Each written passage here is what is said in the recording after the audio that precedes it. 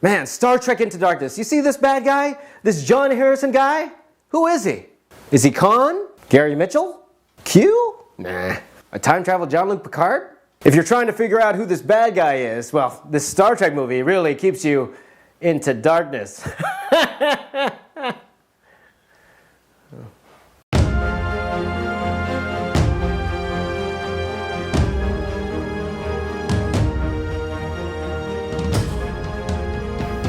Hi, I'm James, the box office artist, and I'm going to draw you a preview of Star Trek Into Darkness. This is a completely new timeline by J.J. Abrams, and kudos to him for taking on a franchise with such a loyal following. He made it completely accessible to new fans while keeping old fans pretty happy. So let's talk about this new villain played by Benedict Cumberbatch, Mr. Sherlock Holmes himself. What a voice! Pure evil!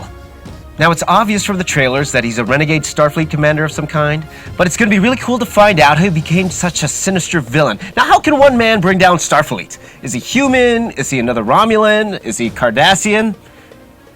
No, Cardassian. Okay. It doesn't look like he's a Klingon, though. And I was excited to see that Klingons are in this movie. The designs are pretty cool. I can't wait to see where they go with them. Which brings us to Starfleet. Now, Chris Pine's Captain Kirk.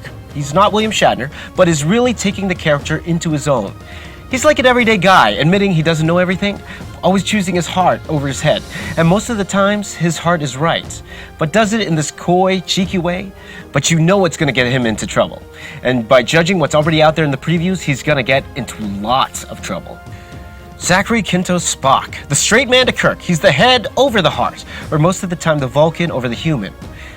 But seeing that inner battle in him, the Vulcan way over the human way, that makes him so intriguing, especially the way he handles his relationships with Kirk and Uhura. Now, Uhura is one of the most influential television characters in history, a role model to young African-American women for years, inspiring women and ethnic minorities to join the space program. It's great to see that in the new Star Trek, she was given so much spotlight, and it looks like that will continue in this one as well. Simon Pegg as Scotty?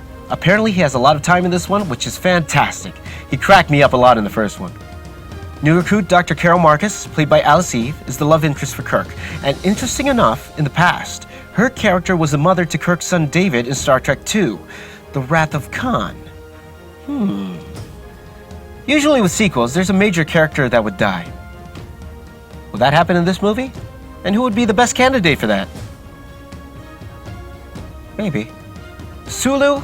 Well, John Cho is so different from George Takei. He's the least like the original in terms of he has no deep voice, he's Korean, not Japanese. But he did such a great job. It's okay, he's still Asian, so it's all good. Well, at least they didn't cast Ben Kingsley.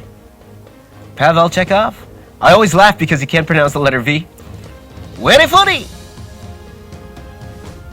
Now, Bones. Carl Urban. I love how he portrayed Bones in the first film, but I have to be honest, I can't stop seeing him as Grim in the movie Doom with The Rock. We'll talk about it next week, by the way. I'm so excited looking at the trailers for this movie because there's seemingly one plot twist after another, endless action, terrorist attacks, explosions, very tight situations.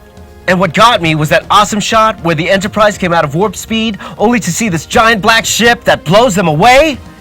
For you Deep Space Nine and Enterprise fans, the black ship kind of reminds you of Section 31, doesn't it? This movie is just eye candy.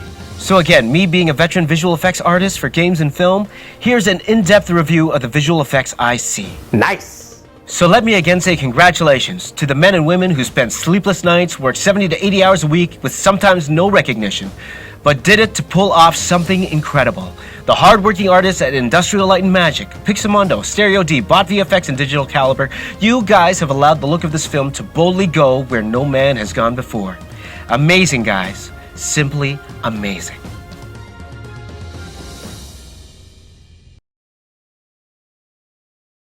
And that was my preview of Star Trek Into Darkness. I hope you enjoyed it, and I hope you enjoyed the movie coming out. And if you enjoyed this preview, please let me know. Please like, comment, subscribe. Let me know what you like, what you didn't like. Please check out my website, theboxofficeartist.com. I'm James, the Box Office Artist, and I'm not a nerd. Still. Nerd.